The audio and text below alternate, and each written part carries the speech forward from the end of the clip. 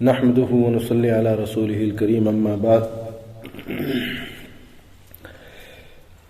آج کی رات شب برات کی رات ہے،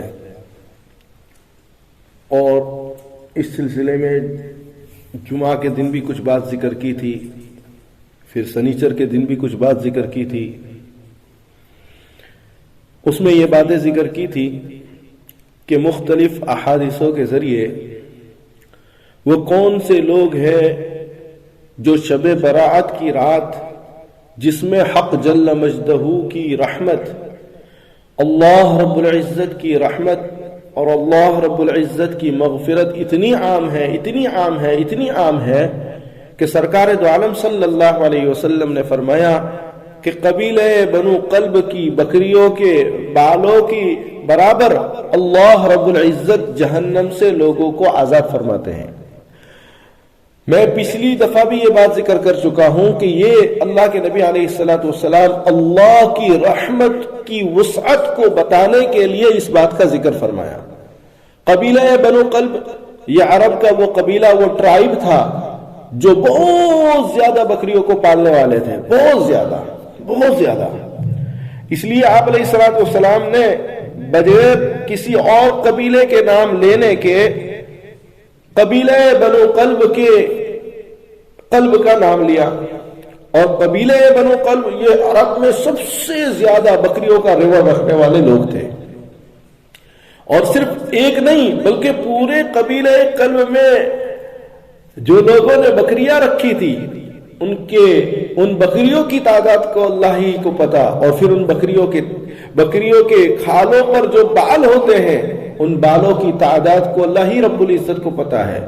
تو گویا کہ حق جل مجدہ کی رحمت بہت زیادہ بندوں پر رحمت فرماتے ہیں اللہ رب العزت، اور بہت ہی زیادہ اللہ رب العزت کی مغفرت وسیع ہوتی ہے۔ اللہ رب العزت کی اس وسیع اور عظیم رحمت اور مغفرت کی رات میں جناب رسول اللہ صلی اللہ علیہ وسلم نے فرمایا کہ چند لوگ ایسے ہیں جو محروم القسمت ہے، ان کی قسمت میں محرومی ہے کہ اتنی بڑی رات جس میں حق جل مجدہ بے شمار انسانوں کی جہنم سے آزادی فرما کر انہیں جنت میں داخل فرماتے ہیں، فرمایا ان میں سب سے پہلے جو ہے شرک کرنے والا، کہ شرک کرنے والا اس کے اللہ رب العزت مغفرت نہیں فرماتے۔ یہ وہ محروم القسمت ہے جن کی بڑی رات میں بھی مغفرت نہیں ہوتی۔ تو فرماتے ہیں کہ شرک اللہ رب العزت کی ذات و صفات میں اللہ کے علاوہ کو شریک کرنا، اس کو کہتے ہیں شرک۔ اللہ رب العزت کی ذات اور صفات میں اللہ کے علاوہ کو شریک کرنا، اس کو کہتے ہیں شرک۔ یا اللہ رب العزت کے ساتھ معبود کی طرح جیسا معاملہ کرتے ہیں، اسی طرح اللہ رب العزت کے علاوہ کے ساتھ، اللہ کے علاوہ کے ساتھ اللہ جیسا معاملہ کرنا، اور جیسی اللہ کی پرستش کی جاتی ہے اسی طرح جو ہے ان معبودان باطل کی پرستش کرنا۔ ایسے شخص کے بارے میں اللہ رب العزت ارشاد فرماتا ہے ان اللہ لا یغفر ان یشرک به ویغفر ما دون ذلک لمن یشاء۔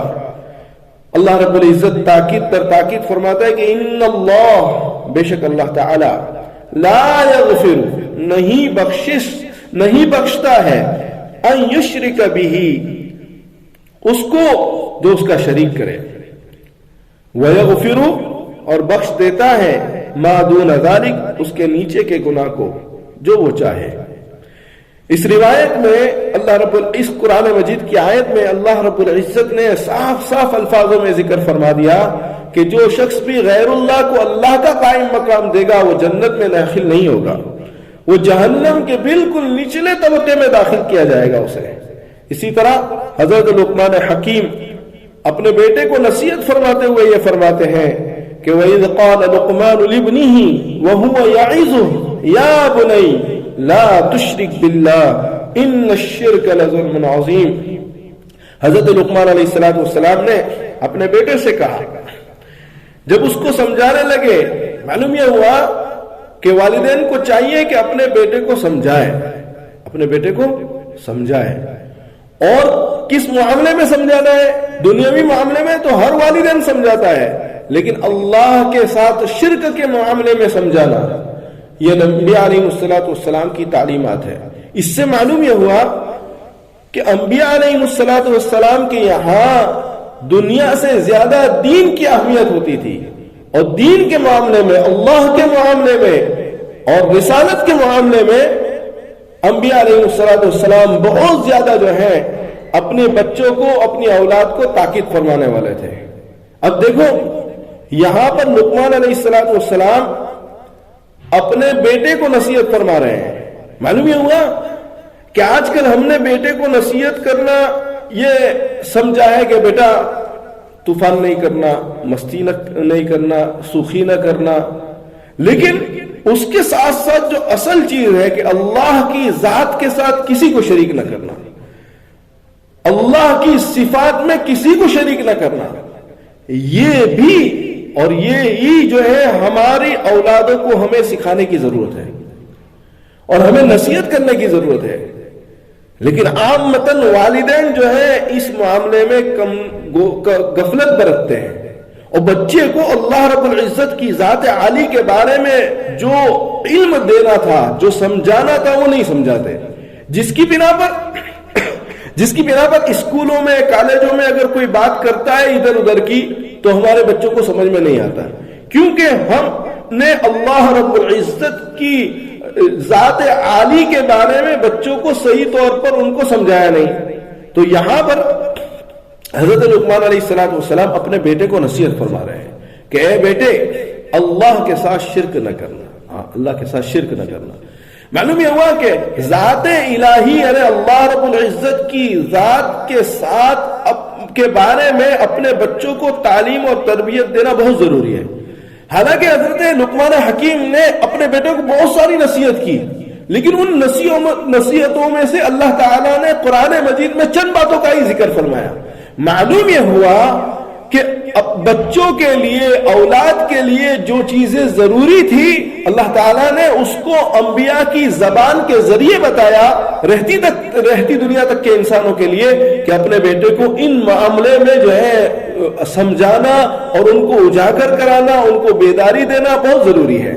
تو اللہ تعالیٰ فرماتا ہے قرآن مجید میں حضرت لقمان حکیم کی نصیحت کو نقل فرماتے ہوئے کہ اللہ تعالیٰ فرماتا ہے کہ وَإِذْ قَالَ لُقْمَانُ لِابْنِهِ، یاد کرو اس وقت کو جبکہ لقمان علیہ السلام نے اپنے بیٹے سے کہا، اپنے بیٹے کو فرمایا، وَهُوَ يَعِظُهُ، اس حالت میں کہ وہ بیٹے کو نصیحت فرما رہے تھے۔ معلوم یہ ہوا کہ انبیاء علیہ السلام کے ہاں ڈانٹ ڈپٹ کے بجائے نصیحت زیادہ ہوا کرتی تھی۔ ڈانٹ ڈپٹ، مارنا، ہاں ان کو بولنا، ان کو کوسنا، ان کو طعنہ دینا، اس سے زیادہ کیا ہے نصیحت ہوا کرتی تھی۔ ہاں اب بعض دفعہ یہ ہوتا ہے کہ آدمی نصیحت کرتا ہے لیکن سنتا نہیں بچہ، ہاں لیکن یہ صبر کے ساتھ کام کرنے کی ضرورت ہے۔ ہاں اب ایسے مواقع پر فرمائے اللہ کی اگر ہم عظمت بیان کریں بچوں کے سامنے تو پھر اللہ کی عظمت کے وجہ سے پھر اس کے دل کے اندر احکام الہی کی عظمت پیدا ہوتی ہے، اور جب احکام الہی یعنی اللہ کے حکموں کی عظمت جب اس کے دل میں پیدا ہوتی ہے تو پھر وہ والدین کا فرمانبردار بھی ہو جاتا ہے۔ تو ہم سب کی اس میں کوتاہی ہے کہ ہمیں جس طور پر اپنے بچوں کو اللہ رب العزت کی ذات عالی کے بارے میں بتانا چاہیے، اللہ رب العزت کی ذات عالی اور اللہ رب العزت کی ذات اور صفات کے بارے میں اپنے بچوں کو باخبر کرنا چاہیے، ہم اس طور پر نہیں کرتے۔ یہاں پر فرماتے ہیں کہ وَهُوَ يَعِظُهُ، وہ اللہ تعالیٰ فرماتا ہے کہ حضرت لقمان علیہ السلام اپنے بچے کو نصیحت فرما رہے تھے۔ معلوم یہ ہوا کہ بھئی نصیحت کرنا، سمجھانا، اس کے دل کی گہرائیوں تک بات کا پہنچانا، یہ انبیاء علیہ السلام کی عادت اور انبیاء علیہ السلام کا شیوا رہا۔ باقی یہ ڈانٹ ڈپٹ کرنا، مارنا دھارنا، یہ انبیاء علیہ السلام کی عادت نہیں رہی۔ معلوم یہ ہوا کہ ہمیں اپنے بچوں کے بیدار کرنا ہے، ان کو خبردار کرنا ہے کہ بھئی اللہ رب العزت کی ذات عالی کے ساتھ کوئی شریک نہیں کیا جائے۔ اب شریک کا کیا مطلب؟ یعنی اللہ رب العزت کی جیسے ہم عبادت کرتے ہیں، رکوع کرتے ہیں، سجدہ کرتے ہیں، اللہ کے سامنے قیام کرتے ہیں، اللہ کے سامنے اپنی پیشانی لگاتے ہیں، اللہ کی تعریف اور عظمت بیان کرتے ہیں، اس طرح ہم کسی کی تعریف، عظمت اور کسی کے سامنے سجدہ، کسی کے سامنے رکوع، یہ سب ہم نہیں کریں گے، اس کے مثال اور اس کے برابر بھی نہیں کریں گے، تاکہ اللہ رب العزت کے ساتھ کسی کو شریک کرنا نہ پایا جائے۔ تو اللہ کے ساتھ شریک ٹھہرانا ایک بہت بڑا جرم ہے، بہت بڑا جرم ہے۔ ہاں فرمایا اس جرم عظیم کی قباحت اپنے اولاد کے دلوں میں پیدا کرنا تاکہ وہ شرک سے بچ جائے۔ ہاں آج اس انگلینڈ میں یہی ہو رہا ہے کہ ہمارے بچے بالکل دیوار پر کھڑے ہیں، ہاں یا تو ایمان، ہاں اور دوسری طرف جو ہے کفر ہے۔ اب بہت سی دفعہ ایسا ہوتا ہے کہ بھئی ناجائز تعلقات کی بنا پر وہ اپنے ایمان کو چھوڑ دیتا ہے۔ اس دربی کے اندر ایک واقعہ یہ ہوا کہ ایک نوجوان لڑکا مدرسے بھی گیا، لیکن چونکہ صحبت اچھی نہیں تھی، اللہ رب العزت کی ذات عالی کے ساتھ وہ تعلق اور اللہ کے بارے میں جو عظمت ہونی چاہیے وہ نہیں تھی، تو اپنے ایک دوست کی وجہ سے وہ ایمان سے بالکل جو ہے نکل گیا۔ اور اس کی زبان سے وہ کہتا ہے کہ اللہ رب العزت نعوذ باللہ ایسی بات کہ آدمی سوچ نہیں سکتا۔ اس کی وجہ یہی ہے کہ ماں باپ جو ہے اپنے کاموں میں اتنے مصروف ہو جاتے ہیں کہ انہیں جو ہے اللہ کی عظمت کے بارے میں، اللہ کے بارے میں تعارف ہی نہیں کراتے۔ ہاں اس لیے یہ فرمایا کہ شرک کی جرم عظیم کی قباحت کو سمجھایا جائے بچوں کو۔ ہاں جیسے دنیاوی چیزوں کے بارے میں بتاتے ہیں کہ بھئی بیٹا اسکول نہیں جائیں گے تو پھر یہ نقصان ہوگا، یہ نقصان ہوگا، یہ نقصان ہوگا، اسی طرح فرمایا اللہ رب العزت کی ذات عالی کے ساتھ شرک کرنے کا یہ نقصان ہوتا ہے، یہ نقصان ہوتا ہے، اس سے یہ نقصان ہوتا ہے۔ ظاہر میں دنیاوی زندگی کے اندر انسان کو لگتا ہے کہ کچھ نہیں ہو رہا ہے، لیکن بہت کچھ اس کے ساتھ ہوتا ہے۔ تو اسی طرح اس کو سمجھایا جائے اور یہ سمجھایا جائے کہ یہ بہت بڑی بغاوت ہے۔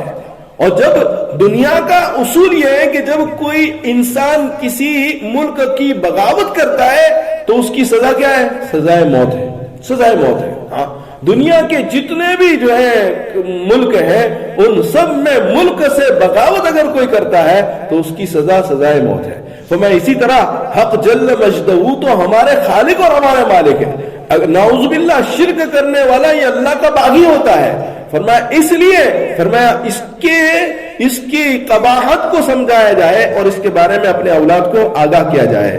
اپنی جان پر اس سے بڑھ کر کوئی ظلم نہیں کہ سبب دائمی ہلاکت اور بربادی ہے۔ یعنی اللہ کے ساتھ شرک کرنا یہ اتنا بڑا جرم ہے، اتنا بڑا جرم ہے کہ اپنی ذات پر اس سے بڑا کوئی جرم نہیں۔ فرمایا یہ اپنے اولاد کو سمجھانا، یہ اپنے اولاد کو سمجھانا۔ اور پھر اللہ رب العزت جو کہ خالق اور مالک ہے، خالق ارض و سما ہے، ہاں آسمان اور زمین کے مالک، اور آسمان اور زمین کے درمیان جتنی چیزیں اس کے مالک، ان جملے کو بار بار کہنا ہے۔ ہاں بعض دفعہ ہم یہ کہتے ہیں کہ یار یہ جملے تو بہت عام ہیں، ہاں نہیں، بار بار اپنی اولاد کے سامنے اس جملے کو، ان باتوں کو کہنا ہے کہ آسمان اور زمین کا مالک ہمارا اور تمہارا مالک، ہاں ہمیں زمین میں سے اناج کو پیدا کرنے والا، آسمان سے پانی کو برسانے والا، یہ اللہ رب العزت کی ذات عالی ہے۔ اگر آسمان پانی برسانا چھوڑ دے، زمین پانی نکلنا چھوڑ دے، ہاں تو فرمایا انسانوں کے لیے، جانوروں کے لیے زمین پر کچھ نہیں رہے گا۔ ان باتوں کو بتا کر اصل بات سمجھانا ہے کہ یہ سب چیزیں اللہ کے قبضے قدرت میں ہیں، اللہ کے قبضے قدرت۔ اگر ہم نے اپنی اولاد کو اس طرح سمجھایا تو انشاءاللہ یہ کیسے ہی کفر والے ملک میں چلے جائیں گے، ان کو ایمان سے کوئی نہیں ہٹا سکتا، ایمان سے کوئی نہیں ہٹا سکتا۔ تو فرماتے ہیں کہ اللہ رب العزت کی ذات باری کے بارے میں بتانا کہ اس کا کوئی شریک نہیں، ہاں اس کا کوئی شریک نہیں، نہ اس کی ذات میں، نہ اس کی صفات میں، ہاں نہ اس کے کمالات میں، ہاں کسی بھی چیز میں اللہ رب العزت کے ساتھ کوئی شریک نہیں۔ اور اللہ رب العزت کی ذات تو رحیم بھی ہے، کریم بھی ہے۔ ہاں فرمایا ایسی رحیم ذات ہے، ایسی کریم ذات ہے کہ اگر کوئی غلطی ہو جائے انسان سے اور اللہ رب العزت کے سامنے معافی مانگے ایک قطرہ آنسو کا بہا دے تو اللہ رب العزت اسے اپنا پیارے بنا لیتے ہیں، ہاں اسے اپنا لاڈلا بنا لیتے ہیں، ہاں ایسے اللہ رب العزت کی ذات رحیم ہے۔ ہاں تو بچوں کو سمجھانا ہے کہ گناہ اگر ہو جائے تو اللہ سے مایوس نہیں ہونا ہے، ہاں بلکہ گناہ کے بعد بھی اللہ رب العزت کا قرب حاصل کر سکتا ہے۔ ہاں فرمایا بڑے بڑے اللہ والے گناہوں کی زندگی گزارتے تھے، پھر اچانک جو ہے اللہ رب العزت نے اپنے رحم و کرم سے ان کی زندگیوں کو بدل دیا۔ ہاں وہ اللہ کی رحمت کی طرف آئے تو اللہ نے ان کی زندگی کو بدل دیا۔ فرمایا یہ رحمت کی کرن جو ہے ہمارے دلوں میں کم ہو گئی ہے اور ہمارے بچوں کے دلوں میں۔ ہاں اللہ تعالیٰ جو ہے ہمیں اس کو اپنے اور اپنے بچوں کے اندر یہ پیدا کرنے کی توفیق عطا فرمائے۔ ربنا تقبل منا انك انت السميع العليم وتب علينا يا مولانا انك انت التواب الرحيم۔ سبحان ربك رب العزة عما يصفون، سلام عليكم۔